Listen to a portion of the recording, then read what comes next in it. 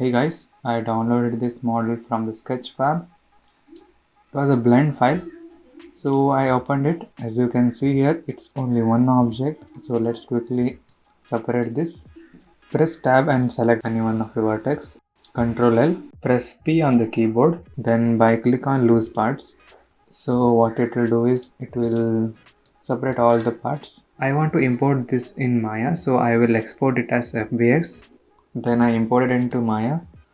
And as you can see here, there is no UV map, so I found a UV map only for this one, and you can see here it's not proper. So what we will do is, so select everything, then click on automatic, or you can select from here also automatic. So we will click on automatic. So we will wait for a few minutes.